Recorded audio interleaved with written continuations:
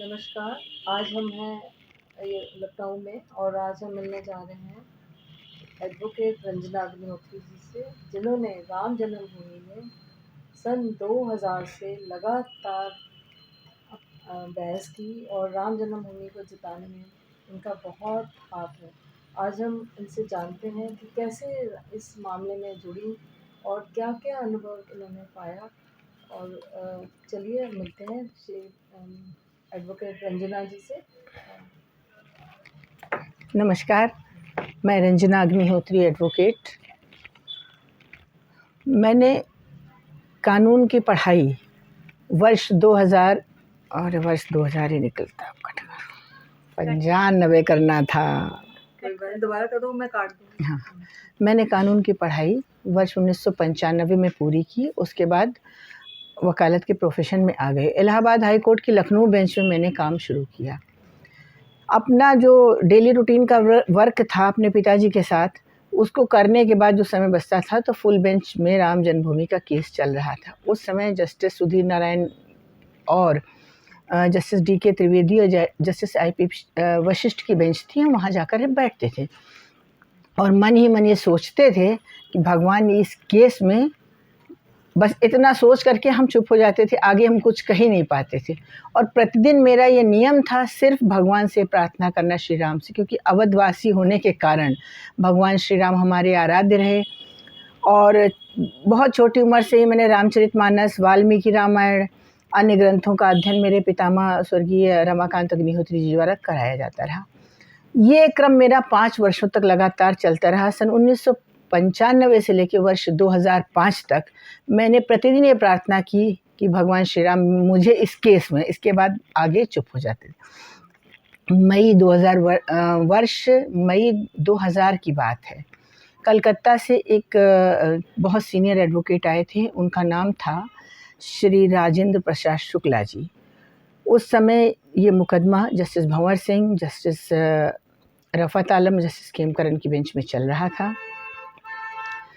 तो वो वहाँ बैठे हुए थे। मैंने उनको कभी देखा नहीं था। मैंने जिज्ञासावश उनसे पूछा कि अंकल आप कहाँ से आए हैं? तो उन्होंने बताया कि मैं कलकत्ता से आया हूँ। बस ये इतना कह के वो चुप हो गए। थोड़ी देर के बाद उन्होंने कहा मैं इसी मुकदमे में आया हूँ। ठीक है। जब 4 बजे के वक्त कोर्ट राइज़ करने लगी तो उन्होंने कहा क्या तुम मुझे इस मुकदमे में असिस्ट करोगी? तो मेरी खुशी का ठिकाना नहीं रहा। मैंने सोचा भगवान ने 5 वर्ष के बाद मेरी बात को स्वीकार कर लिया। उन्होंने मुझे अपना एड्रेस दिया कि मैं जहाँ वो ठहरे थे, और कहा कि शाम को तुम आ जाना। हम अपने घर आए। मैंने अपने पिताजी से पूछा, पिताजी को बताया तो उन्होंने कहा ठीक है। उन्होंने मुझे सहर्ष स्वीकृति दे दी और मैं अपनी स्कूटर से उनके वहाँ गई जहाँ वो थे। उन्होंने तुरंत वहाँ से जगतगुरु शंकराचार्य ब्रह्मलीन स्वामी स्वरूपानंद सरस्वती जी को फ़ोन मिलाया और बताया कि एक लड़की है, मुझे लगता है मेहनत से काम करेगी, अभी छोटी उम्र की। उस समय मेरी उम्र भी 23 वर्ष की थी। महाराज जी ने सहर्ष स्वीकृति दे दी। कहा ठीक है शुक्ला जी, आपको जो करना है करिए। 2 दिन के बाद मुझे वकालतनामा आ गया। वो सारी फाइलें उस समय बिना किसी जान पहचान के, बिना किसी परिचय के, सिर्फ 2 बातों से ही शुक्ला जी ने वो सारी फाइलें मुझे हैंडओवर कर दी। उसके बाद वो कलकत्ता चले गए। वकालतनामा आ गया, मैंने यहाँ पर फाइल कर दिया।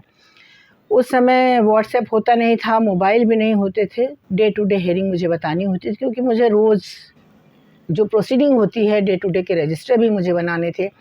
क्या हुआ, किसने आर्ग्यूमेंट किया, कितनी देर किया, क्या क्या इश्यूज़ रेज़ हुए, क्या क्या पॉइंट्स, कौन कौन से क्वेश्चन जो हैं न्यायमूर्ति गणों ने पूछे, वो सारे मुझे बनाने होते थे। उसको बनाने के बाद हम PCO जा कर के अंकल को इन्फॉर्म करते थे कि अंकल आज ये हुआ, आज ये हुआ। और जब 1 महीना हो जाता था तो हम उसकी फ़ोटोकॉपी करा के रजिस्ट्री के ज़रिए उनको कलकत्ता भेज देते थे। ऐसे करते करते 3-4 महीने बीत गए।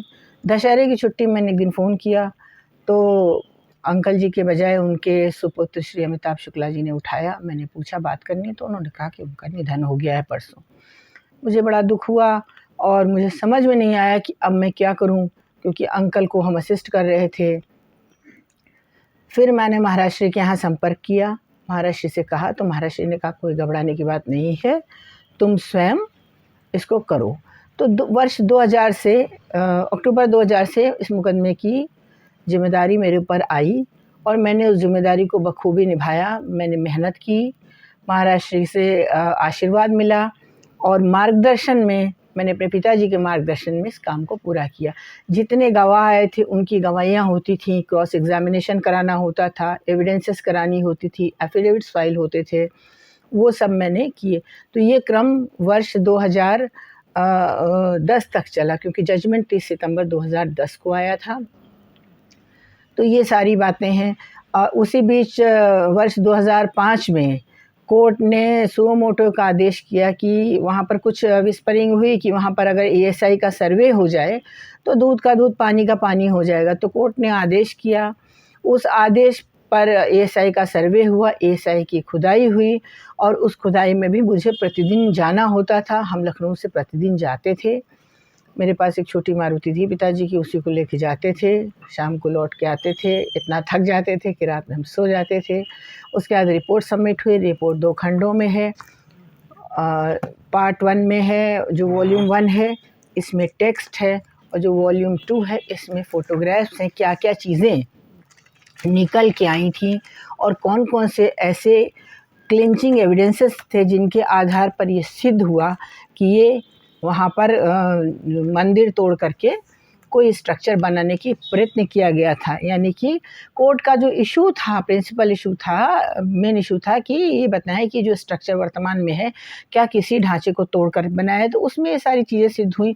ये एक शिव जी का मंदिर था, उसमें अर्घ्य का दिशा उत्तर की ओर थी। मकर प्रणाल थे, मकर प्रणाल हिंदू मंदिरों की चीज़ें होती हैं, और आमलक जो हिंदू मंदिरों के इम्पॉर्टेंट प्रतीक चिन्ह हैं, वो सारी चीज़ें, ये मृणा मूर्तियाँ निकली। उमा महेश्वर की इसमें एक आपको दिखा रहे हैं, ये उमा महेश्वर, ये उमा महेश्वर की मूर्ति है, अर्धनारीश्वर। तो ये सब हिंदू मंदिरों की चीज़ें थी। इनका पीरियड बताया गया। इनका पीरियड ये बताया गया कि नॉर्दर्न इंडियन टेम्पल की चीज़ें ये हैं। तो एएसआई की रिपोर्ट आई। एएसआई ने अपनी रिपोर्ट में सारी बातें, ये फ़ोटो देखिए, देवी देवताओं की मूर्तियाँ थी। तो इस तरीके से करके 236 एविडेंसेस आए। उत्तरीय पहने हुए, क्रिसेंट मून, ये सारी चीज़ें आई।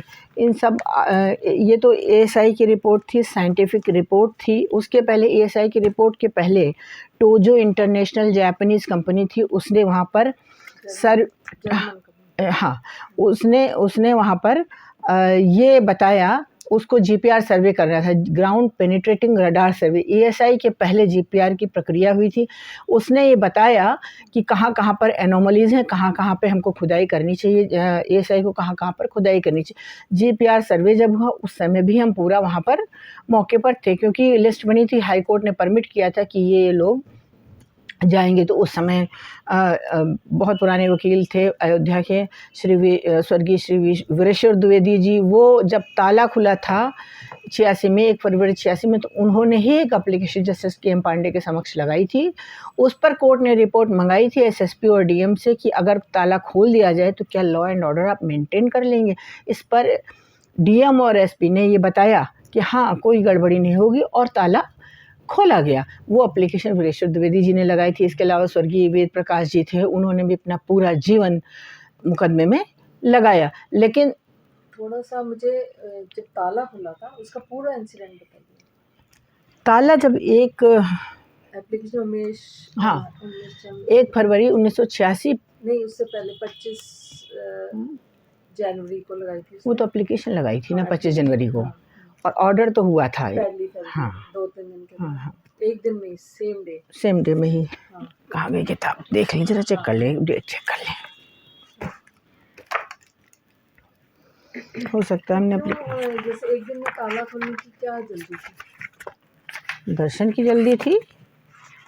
और जैसे कह रहे हैं कि उस समय राजीव गांधी गवर्नमेंट थी, तो क्या अपीजमेंट पॉलिसी थी? नहीं, कोई अपीजमेंट पॉलिसी नहीं थी। ऑर्डर, कोर्ट ने ऑर्डर किया है ना। एप्लीकेशन 422/C 21 जनवरी 86 को लगाई गई थी, है ना। और पहली से फरवरी को, उसके बाद पहले मुंसिफ की कोर्ट में लगाई, है ना। फिर उन्होंने रिजेक्ट कर दी कि हाई कोर्ट में फाइल, और उसके बाद फिर ने डिस्ट्रिक्ट कोर्ट में लगाई है ना। हाँ, जस्टिस के एम पांडे के यहाँ लगाई डिस्ट्रिक्ट में, जस्टिस कैंप है ना। तो सेम डे ऑर्डर कर दिया। देखिए इसमें क्या है ना, एक application 422/C was moved by Umesh Pandey advocate before मुंसिफ कोर्ट सदर Faizabad on 21 January 1986 for opening of lock. ठीक है, उसके बाद ये रिजेक्ट हो गई एप्लीकेशन, इसकी अपील करी। The appeal number 8 of 1986 was filed against the order of 28 जनवरी। 28 जनवरी को 21 को फाइल किया, 28 जनवरी को रिजेक्ट कर दिया। 28 जनवरी के ऑर्डर के अगेंस्ट अपील फाइल करेगी, 1 फरवरी को वो ऑर्डर हुआ। इसका तो कोई बहुत मतलब नहीं है कि बोले जैसे एकदम से खोल देना ताला, फिर से बंद था। अरे तो एप्लीकेशन फाइल करी गई थी, अर्जेंसी थी, रामलला जो हैं राग भोग आरती दर्शन पूजा नहीं हो रहा था, तो ये तो फंडामेंटल राइट है, राइट टू प्रोफेस रिलीजन, और हमारे देवता अगर उसके अंदर बंद है। इतनी लड़ाई ही क्यों हुई?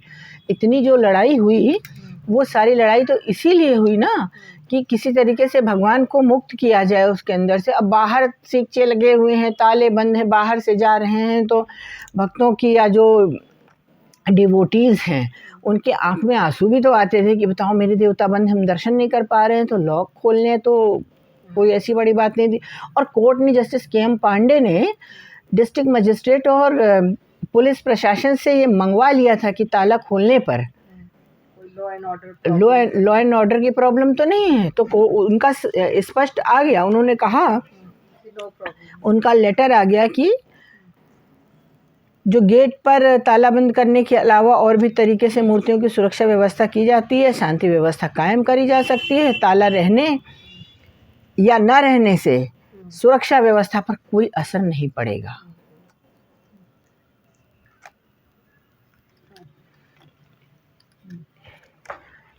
वर्ष 2000 में जब इस मुकदमे में हम इंगेज हुए महाराष्ट्र की तरफ से, तो ये एविडेंसेस भी होते थे, मुस्लिम पक्ष की गवाहियाँ चल रही थी और मुस्लिम पक्ष हमेशा हावी रहता था हिंदुओं के ऊपर, और अपीजमेंट पॉलिसी के तहत हिंदुओं को कोई प्रोटेक्शन नहीं था कि हिंदू लोग अपनी बात खुल के कह सकें। बावजूद उसके जो हमारे पूर्व के लोग थे, जो हमारे पूर्व के सीनियर्स थे, उन्होंने बड़ी हिम्मत से काम किया और रोज़ फैज़ाबाद से आना, वीरेश्वर द्विवेदी जी को रोज़ फैज़ाबाद से आना पड़ता था और 10 बजे यहाँ पहुँचना था, चाहे जितनी ठंड हो, चाहे कुछ भी। वो आते थे, एविडेंस कराते थे। उस समय उनकी एज 72-73 साल की थी। तो इस बात को भी हम भुला नहीं सकते हैं। जिसने भी एक गिलहरी की तरीके से भगवान श्री राम के इस मुकदमे में योगदान दिया है, उसके लिए पूरे हिंदू समाज को आभारी होना चाहिए। तो हम लोग भी उस बात के आभारी हैं। ये सत्य है कि मुस्लिम पक्ष हावी रहता था और उसी मुस्लिम पक्ष के हावी रहते के चलते जब जजमेंट आया, जजमेंट के बाद कट कर दीजिए जरा, तो पूछ लें फिर बताएं। तो 2000 में माहौल तो बहुत ख़राब रहता था। 2000 से 2000 ये मुकदमा चला है। 30 सितंबर 2010 को जजमेंट आया। उस समय मुस्लिम पक्ष पूरा हावी रहता था और हमारी तरफ से भी, क्योंकि सरकारें जो पूर्ववर्ती सरकारें थी वो भी सो कॉल्ड सेकुलर सरकारें थी। मुकदमा ऐसे पड़ा हुआ था रामलला का, जैसे अनाथालय में कोई बच्चा डाल के चला जाता है।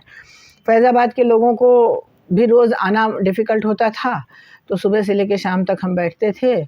और मुझे ऐसा लगता है, अब तो नहीं, लेकिन उस समय ऐसा प्रतीत होता था कि जो हमारे ही कोलीग्स थे वो ये सोचते थे कि लगता है रंजना अग्निहोत्री के पास कोई काम नहीं है या बिल्कुल फालतू काम है। तो ऐसे भी एक विस्परिंग आती थी, लेकिन कोई बात नहीं, श्री राम की कृपा रही। वो मैंने मेहनत से काम किया और वो आया। उसके बाद जब 30 सितंबर 2010 को जजमेंट आ गया, उसके बाद अपील हमारी तरफ से भी सुप्रीम कोर्ट में फाइल हुई। वो अपील चली, उस अपील पे बहस हुई और 9 नवंबर 2019 को जजमेंट आया। उसके पहले एक मीडिएशन का प्रोसेस चला था। कोर्ट ने एक ऑप्शन दिया था कि आपसी समझौते से आप लोग अगर चाहें तो इसको समझा लें। मीडिएशन चला और मीडिएशन की कई सिटिंग्स हुई, वो अयोध्या में ही हुई। लेकिन मेरा कहना ये है कि जन्मभूमि का कोई ऑप्शन नहीं है। मंदिर मस्जिद तो आप कहीं भी बना सकते हैं। सो far as Janmabhoomi is concern, इसको आप चेंज ही नहीं कर सकते। जिस तरीके से मुसलमान मक्का मदीना नहीं शिफ्ट कर सकते हैं, क्रिश्चियंस यरूशलेम नहीं शिफ्ट कर सकते हैं, उसी तरीके से हम श्री राम जन्मभूमि, कृष्ण जन्मभूमि, काशी विश्वनाथ कैसे चेंज कर लें? तो बात ये थी, और मुस्लिम पक्ष चाहता था कि जहाँ रामलला विराजमान हैं वो स्थान उनको दे दिया जाए। भाई कैसे दे दिया जाए, इन्हीं सब बातों को लेकर के मीडिएशन फेल हुआ था। देखिए, पूरे विश्व में विभिन्न मत पंथ संप्रदाय झगड़ा करते हैं, लेकिन भारत देश जो है ना, ये धर्म पर आधारित देश है, क्योंकि अगर धर्म है तभी भारत है। और वो धर्म ऐसा है जो हमें ये शिक्षा देता है कि हमें जो भी काम हो सब मानवता के कल्याण के लिए करना है। तो उसी धर्म ने हमको ये सिखाया कि ये मुकदमा जो कि हमारे आराध्य की जन्मभूमि का था, मानवता के कल्याण के लिए, इसको हमने न्यायालय के माध्यम से साक्ष्य प्रमाण सबूतों को न्यायालय के सामने रखा गया। न्यायालय ने मेरे द्वारा दिए गए साक्ष्य प्रमाण सबूतों और ऐतिहासिक पुस्तकों को न्याय की कसौटी पर कसा, और न्याय की कसौटी पे कसने के बाद न्यायालय ने पाया कि वास्तव में जहाँ रामलला विराजमान है वही श्री राम की जन्मभूमि है। यही अंतर है धर्म और मत पंथ मजहब में। अभी देखिए इज़राइल और ये और जो आतंकी संगठन है वहाँ किस तरीके से झगड़े हो रहे हैं। अभी तो अंग्रेज़ी में रिलीजन नाम दिया गया, लेकिन सनातन ने कभी झगड़ों की बात नहीं की। सनातन धर्म में करपात्री जी द्वारा दिया गया नारा है विश्व का कल्याण हो, पूरे विश्व के कल्याण की, पूरे विश्व के मंगल की हम कामना करते हैं। और हमने धैर्य रखा, धैर्यपूर्वक, हालांकि हमको बड़ी कष्ट होती थी, पूरे हिंदू समाज को बड़ी पीड़ा होती थी कि श्री राम की जन्मभूमि को बाबर के द्वारा आक्रांता बाबर की मस्जिद बताया जाता है, लेकिन फिर भी उसी धर्म का वास्ता, सनातन का वास्ता हमने नहीं छोड़ा और हमने अपनी बात न्यायालय के माध्यम से कही, जो कि सिद्ध हुई। हालांकि 70 वर्ष से अधिक का समय लग गया।